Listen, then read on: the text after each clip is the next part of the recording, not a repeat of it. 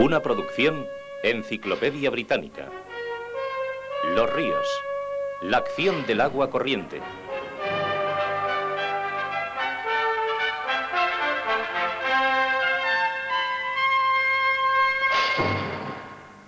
En lo alto de las montañas rocosas, el agua surge de la tierra y fluye lentamente cuesta abajo. Esto es el comienzo del río Colorado, un joven y poderoso río que ha moldeado gran parte del paisaje del oeste americano.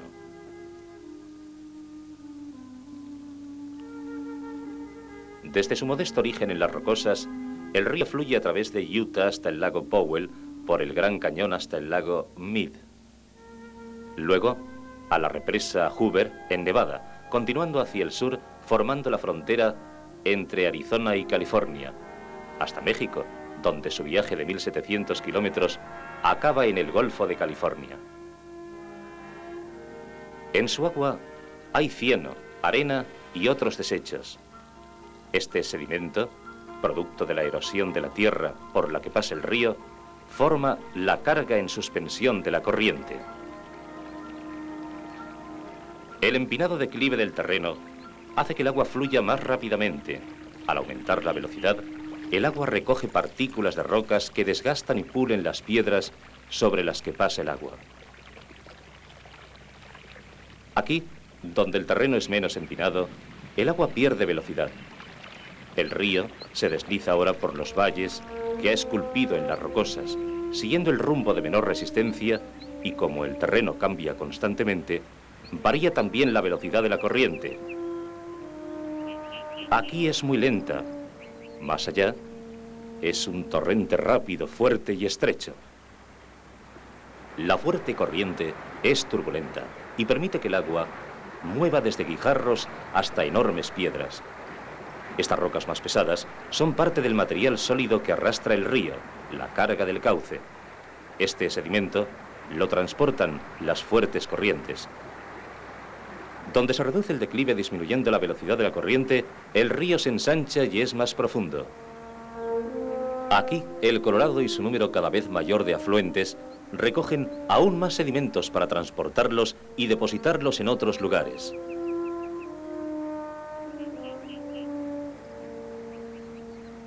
Muchas pequeñas quebradas se originan en las altas montañas y se unen al río en su largo viaje hacia el mar, además de los afluentes, a medida que el río desciende.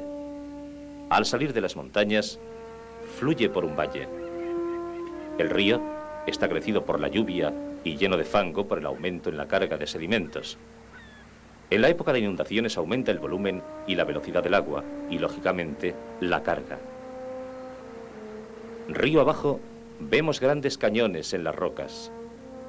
Estas formaciones de tierra se deben a la erosión y prueban la fuerza de esta. Durante millones de años, el río ha desgastado el terreno, arrebatándole piedras y tierra y llevándoselas como sedimento. Pero a medida que disminuyen el volumen y la velocidad del río, parte de ese sedimento se deposita para crear formaciones como los bancos de arena. Estos consisten en muchas capas de sedimentos. Las capas no son de un espesor uniforme, porque cada una representa un intervalo de depósitos. ¿Cuánto sedimento lleva el río Colorado? Las medidas que toma la Oficina de Estudios Geológicos en distintos lugares del río, como aquí, en la frontera de Colorado y Utah, determinan el flujo de la corriente y la carga de sedimento. Se baja el aparato a una profundidad específica. Conos giratorios sobre el peso producen chasquidos y cuanto más frecuentes son estos, mayor es la velocidad de la corriente. Se toman 8 medidas en el río y luego se calcula el número de metros cúbicos de agua que salen del estado de Colorado. Este día pasaron por esta estación 77 metros cúbicos de agua por segundo, pero en una crecida de primavera, el volumen puede subir hasta 1050 metros cúbicos por segundo. Ahora se sumerge un contador de sedimento en distintos puntos del río. Las muestras revelarán los diversos tamaños de sedimentos llevados en la suspensión.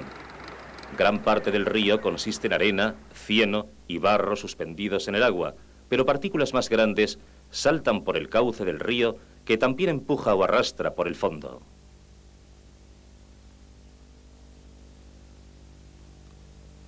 Se mide la cantidad de sedimento en cada muestra para determinar la carga de sedimento que lleva el río. Las muestras de hoy indican que por aquí pasan 100.000 toneladas de sedimento cada 24 horas. Durante la crecida aumenta sensiblemente esta cifra.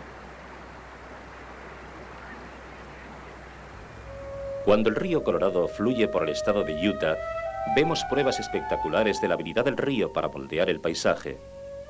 La corriente ha cortado antiguas capas de roca y con la erosión ha producido grandes monumentos.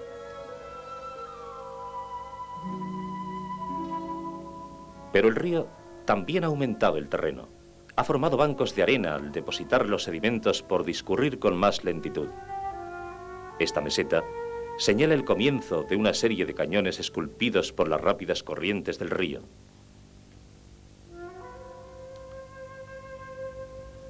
Aquí, la erosión de la corriente ha expuesto una parte de la historia de la Tierra porque estas rocas tienen más de 200 millones de años, pero si se las compara con la historia de la Tierra, de 4.500 millones de años, son relativamente jóvenes.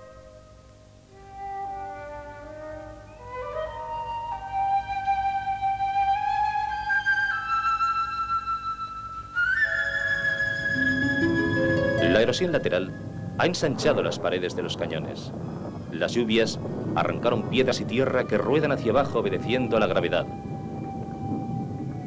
En los periodos de fuertes lluvias, el agua corre por la superficie antes de que la absorba el sediento terreno. Ese agua puede crear inundaciones repentinas, como vemos en estas imágenes. Corrientes de agua fluyen sobre la tierra, llevándose sedimento de áreas de poca vegetación. Aquí, al esparcirse el agua, pule el terreno, llevándose todos los materiales que encuentra a su paso.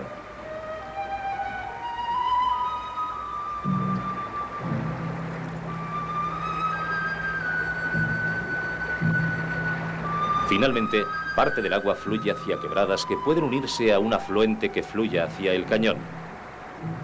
El río Verde es uno de los principales afluentes del Colorado, y donde se unen, vemos la carga de sedimento del fangoso río Verde a la derecha al entrar en el Colorado, a la izquierda. El río Verde trae sedimentos de un área de cientos de kilómetros cuadrados. Además de la erosión lateral y de fondo, los ríos producen erosión hacia adelante. Esto alarga su cauce y puede hacer que un río se una con otro, absorbiendo sus aguas. Esto se llama piratería de corrientes. Además de la naturaleza, la actividad humana también ha alterado el río. En el sur de Utah, han represado el río para formar un lago artificial, el lago Powell.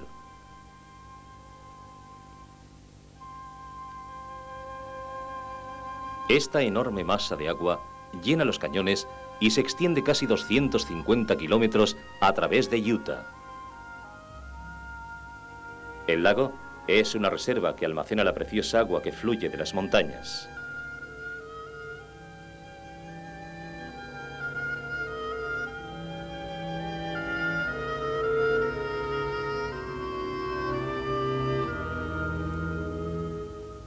El lago Powell también tiene su punto más ancho cerca de la frontera de Utah y Arizona, donde la presa del cañón Glen interrumpe el viaje del río hacia el mar. Pero parte del agua del río fluye por la represa y continúa su curso. Una vista de satélite muestra la extensa red de cañones esculpidos en la meseta de Colorado. Más pruebas de la habilidad de este río para erosionar. El Gran Cañón del río Colorado es una de las maravillas más espectaculares de la naturaleza. Es también el ejemplo clásico de la erosión de las corrientes de agua y un área de grandeza espectacular. Durante más de 8 millones de años, el río Colorado ha estado esculpiendo un enorme cañón que mide ya unos 350 kilómetros de largo, unos 30 kilómetros de ancho y unos 1.700 metros de profundidad. Las rocas más jóvenes, en la parte superior de la pared del cañón, yacen relativamente horizontales, pero en el interior del cañón, junto a la ribera del río, las rocas están muy deformadas y tienen más de 1000 millones de años. Los geólogos comparan las capas de rocas de las paredes del cañón con las páginas de un libro de historia de la Tierra. En ningún otro lugar del mundo hay un historial tan completo de esta parte de la historia terrestre. El río se interrumpe otra vez cerca del extremo sur del Gran Cañón, donde otra presa forma el lago Mead. Aquí, el río corre más lento